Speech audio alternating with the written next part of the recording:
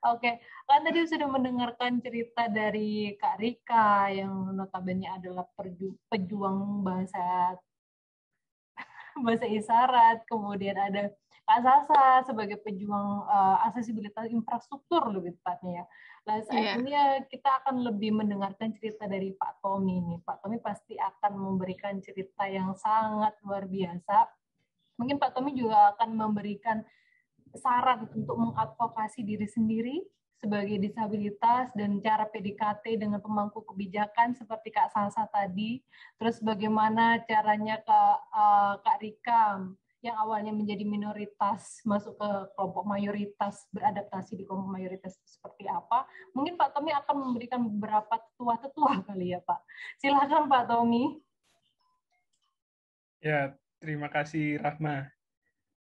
Assalamualaikum warahmatullahi wabarakatuh. Selamat siang semuanya ya. Terima kasih ini sudah masih hadir. Waduh, HP saya bilang jam 2. Tapi semuanya masih semangat di sini. Ya, terutama yang masih baru ya.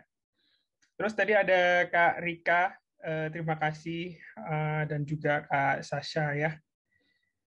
Kalau Kak Rika itu pasti lahirnya bulan Agustus itu, dari namanya kan kelihatan tuh.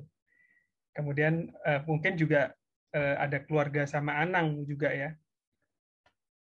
Kemudian ada Kak Sasha juga tadi dari MIPA ya. Wah, semoga lancar untuk Sasha ya skripsinya. Kemudian ya betul seperti yang disampaikan oleh Kak Rahmat tadi ya. Kalau dari ceritanya teman-teman, memang permasalahan difabel itu bisa dikatakan berbeda ya, berbeda-beda. Masing-masing itu pasti unik gitu teman-teman. Jadi kalau untuk yang difabel tuli itu permasalahannya pasti pada komunikasi gitu ya. Kemudian pada teman-teman daksa itu biasanya pada mobilitas. Kalau teman-teman netra sendiri itu permasalahannya pada akses ke materi biasanya sama mobilitas juga. Mereka juga kesulitan. Kemudian pada teman-teman yang mental itu kesulitannya biasanya pada materi juga ya. Bukan akses kepada materinya tapi lebih ke bagaimana memahami materi gitu ya. Dan bagaimana sebenarnya mereka bisa dipahami oleh orang-orang yang non mental gitu, karena yang kita tahu sendiri juga difabel mental ini yang paling tersisihkan gitu di antara difabel yang lain kan. Nah ini yang perlu kita juga ya, highlight gitu ya, bahwa teman-teman mental itu juga perlu diperhatikan gitu. Bahkan kita sendiri sebenarnya teman-teman, makanya kami ada saya sebagai salah satu konselor ya di divisi konseling. Saya sama saya panggilnya Kak Zia aja ya. Kayaknya kami sudah mulai akan mengganti dari Bapak Ibu itu menjadi kakak-kakak gitu ya. Biar ke teman-teman tuh lebih ini ya, kita hilangkan batas gitu ya, teman-teman. Jadi saya panggil teman-teman juga nih, teman-teman. Eh, Jangan merasa ada batasan antara kita gitu ya. Ya, saya sama Kak Zia itu selalu mengingatkan tentang bagaimana pentingnya kesehatan mental gitu. Tadi juga sudah disampaikan oleh Kak Rika tadi juga, bagaimana kita tuh harus konsul aja gitu kalau misalnya memang ada masalah. Jangan masalah itu dipendam istilahnya ya. Kalau kalian bisa menyelesaikan sendiri itu bagus. Ya, kami justru mensupport seperti yang tadi dilakukan oleh Kak Sasha. Jadi salah satu cara ya kita sebagai difabel itu adalah advokasi diri. Ini penting ya, advokasi diri ya, atau self advocacy dalam bahasa Inggris. Ini harus kita miliki ya, untuk kalau kita punya sesuatu ya, permasalahan seperti tadi yang dihadapi oleh Kak Sasha kan, tidak ada bidang miring gitu ya, tidak ada rem untuk bisa mengakses pintu masuk aja nggak bisa tuh misalnya, atau pintu yang tidak terlalu besar sehingga tidak bisa masuk misalnya untuk ke toilet, untuk ke musola ya. Ini artinya kan tidak sesuai dengan prinsip-prinsip inklusivitas. Tapi kalau saya cukup maklum karena itu gedung lama gitu pertama. Dan biasanya kalau gedung-gedung lama di Brawijaya ini belum akses semua gitu ya. Jadi mereka cenderung untuk mungkin ya tidak akan mengubah itu karena tidak mau dana itu keluar besar hanya untuk mengubah mengubah sesuatu yang belum tentu nantinya akan dipakai gitu. Jadi pemikirannya masih belum universal design ya memang. Tapi apa yang dilakukan Kak Sasha tadi itu sudah contoh yang sangat baik ya, mengusahakan supaya ada akses dan Kak Sasha tidak berpikir hanya untuk dirinya sendiri. Ini yang penting teman-teman ya. Saya sangat menghargai apa yang sudah Kak Sasha lakukan. Dan ini selalu saya sampaikan juga ke teman-teman, terutama teman-teman yang bermasalah, ya, bahwa kalian memegang kalian itu menanggung beban, kalian itu sebenarnya menanggung beban di pundak. Itu tadi seperti yang disampaikan Kak Rika juga tuh, akses untuk teman-teman difabel ke pendidikan tinggi itu kan kecil ya, sedikit sekali. Kalau kita pakai data itu sebenarnya kita nggak punya data akurat ya. Kita anggap aja penduduk dengan disabilitas itu ada 10-15%. Artinya ada sekitar 27 sampai kira-kira mungkin 30 juta jiwa gitu ya. Tapi menurut data ada hanya sekitar 2-3% saja yang punya akses ke perguruan tinggi. Nah, ketika kemudian kita itu hanya berpikir untuk diri kita sendiri, ya kita tidak berpikir untuk adik-adik kita yang nantinya generasi-generasi yang masih saat ini mungkin masih kecil, yang mereka juga ingin seperti Kak Sasha, mereka ingin seperti Kak Reka atau teman-teman lain yang sudah sukses gitu. Akhirnya mereka nggak bisa dapat akses kalau kalian tidak bisa memberikan sesuatu yang istilahnya kalian adalah agent of change-nya gitu di sini untuk merubah paradigma, untuk merubah stigma, ya kan? Karena dengan kalian bisa lulus dengan cepat gitu ya misalnya nih, kalau bisa terus berprestasi, terus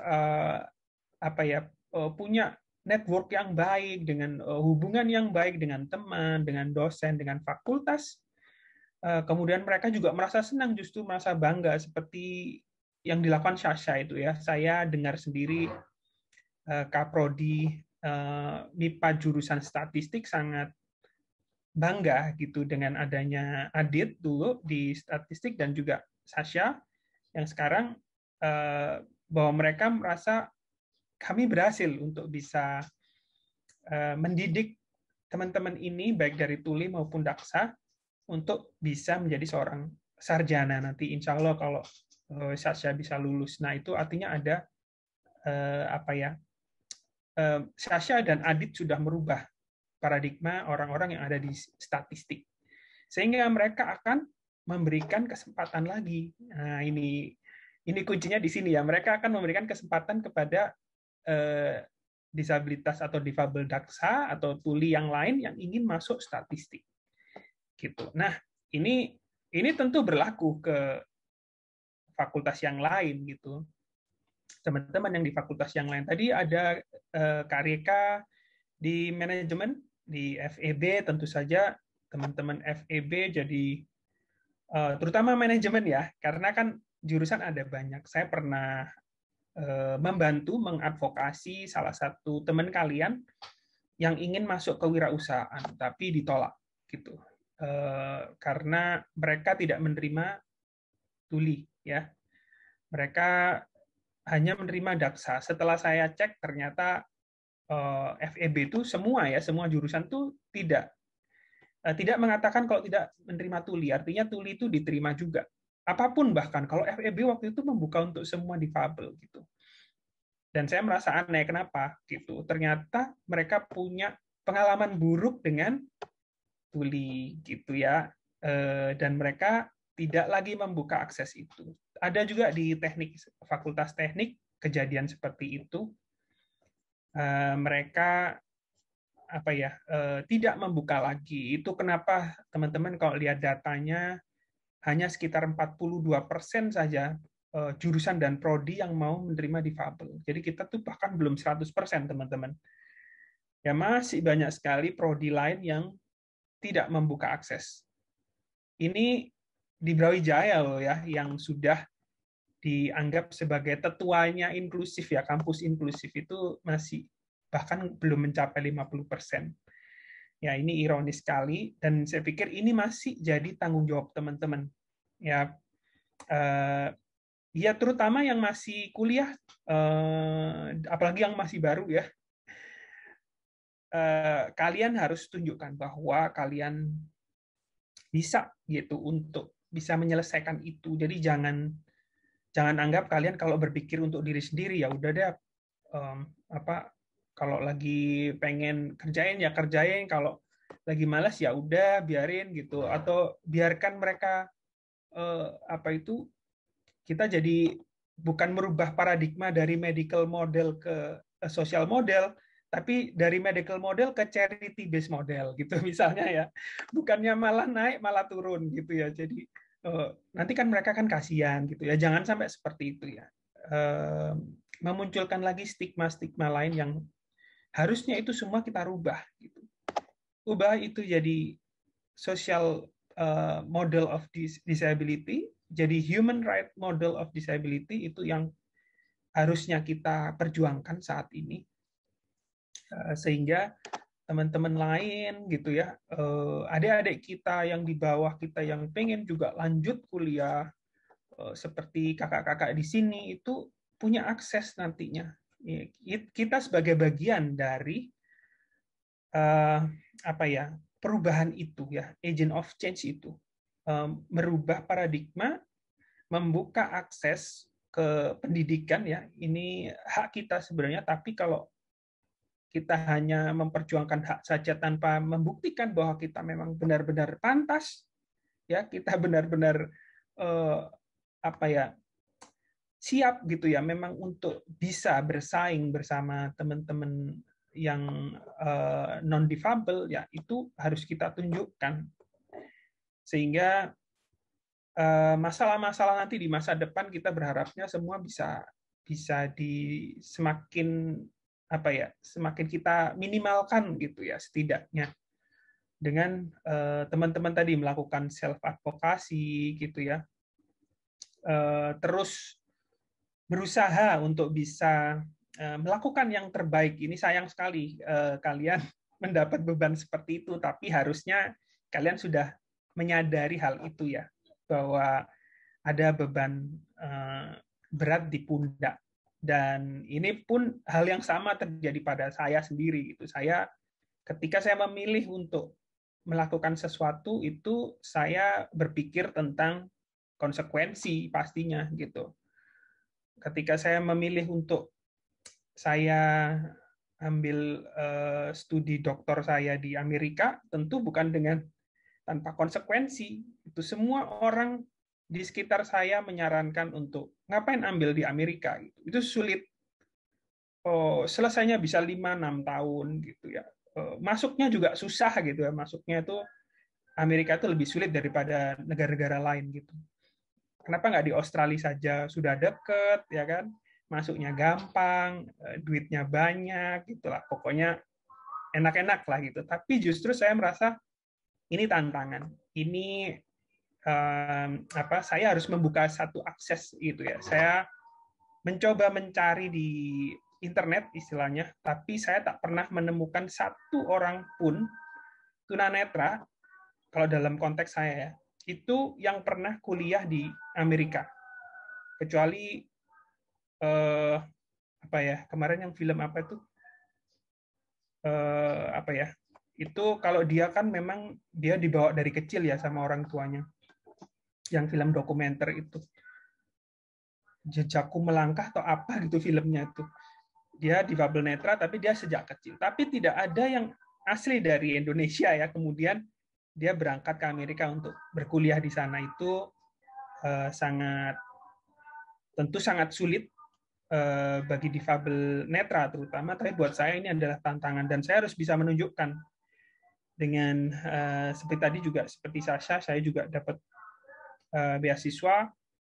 Saya harus bisa membuktikan kepada pemberi beasiswa saya bahwa saya bisa. Yang artinya ketika nanti saya berhasil, itu akan membuka akses untuk teman-teman netra atau mungkin difabel yang lain bisa berkuliah di luar negeri juga, gitu. Bisa ambil beasiswa tersebut untuk kemudian bisa berkuliah di luar negeri juga, untuk menggapai mimpi masing-masing ya. Tentu kalian punya mimpi masing-masing. Saya juga punya mimpi saya sendiri. Itu jadi kalau saya sekali lagi kalian punya tanggung jawab moral kepada adik-adik kalian generasi yang baru, the next generation gitu istilahnya ya. Inilah saatnya karena kita akan menuju Indonesia Inklusi 2030 ya. Jadi ini perjuangan sebelum kita mencapai itu, kita harus sama-sama mendukung pemerintah agar satu saat nanti ya, mungkin kalau targetnya Indonesia adalah 2030, kita harus yakinkan bahwa 2030 itu kita benar-benar semuanya sudah inklusi dengan cara kita membuktikan bahwa diri kita bisa gitu ya. Walaupun kalau saya bukan kalian bisa nggak bisa, ini masalah mau nggak mau ya. Jadi harus tetap semangat sama seperti yang teman-teman lain ya, Kak Rika dan Kak Sasha bilang, terus semangat, nggak boleh kendor ya, never give up ya, to reach your dreams gitu. Kalau ada rasa malas tadi kayak yang si sesi tadi ada rasa malas, itu selalu ingat lagi tentang goal, tentang tujuan kalian. Dan ingat di bawah kalian ada, kalau bisa dibilang ada ekornya gitu. Kalian kepalanya. Jadi jangan sampai kalian putuskan itu.